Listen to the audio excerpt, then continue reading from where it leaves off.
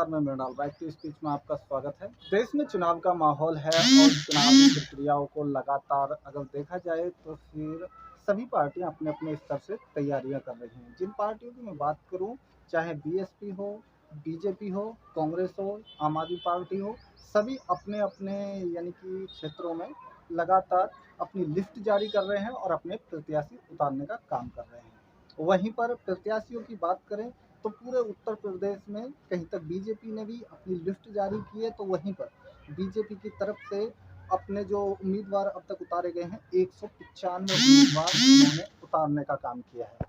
जबकि अगर कांग्रेस की बात करें तो कांग्रेस ने 39 प्रत्याशियों को अब तक उतारा है। अब बात कर रहे हैं हम अमरोहा की।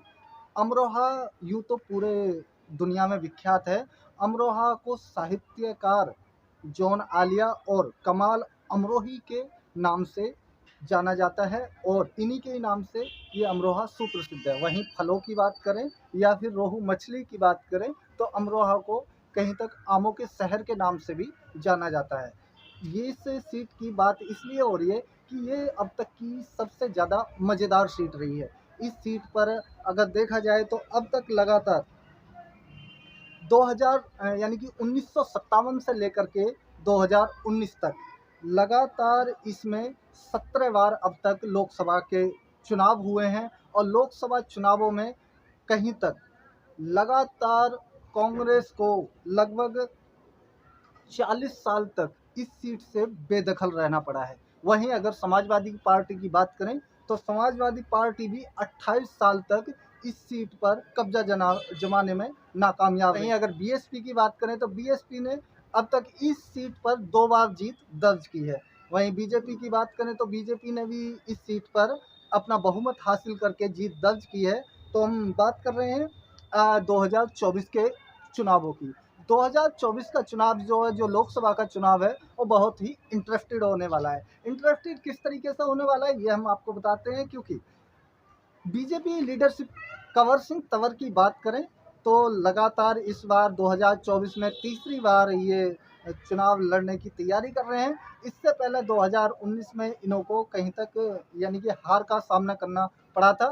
दानिश अली जो कि फर्स्ट रहे थे और फिर कंवर सिंह तंवर की बात करें तो ये सेकंड पर ही कहीं तक इन्हों को संतोष करना पड़ा था। मज़ेदार ये है कि जो गठबंधन का जो चेहरा है वो दानिश अली के रूप में अमरोहा में सक्रिय है।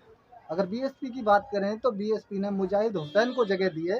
मुजाहिद हुसैन लगातार यानी कि 2 साल से बीएसपी को ज्वाइन किए हुए हैं, बसपा मूवमेंट को आगे ले जाने का काम करते रहे हैं। इस बार बसपा की तरफ से इन्हें प्रत्याशी चुना गया है अमरोहा के लिए। बता दें कि अमरोहा में समाजवादी पार्टी और फिर कांग्रेस की तरफ से हमने डिक्लेयर कर ही दिया है कि दानिश अली को यहाँ पर जगह दी गई है और बीएस यानी कि बीजेपी की तरफ से कंवर सिंह तंवर को उतारा गया है अमरोहा से।